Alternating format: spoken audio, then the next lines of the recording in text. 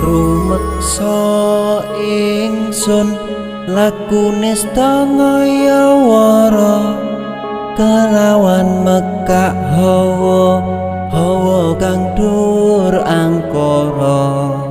senajan setan gentayangan tansah gawe rupeda hingga pupusing jaman hametek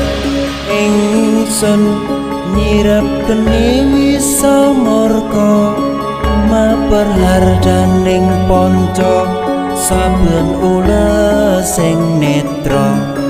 linambaran sih kawelasan ingkang paring kamulyan Sang Hyang Jati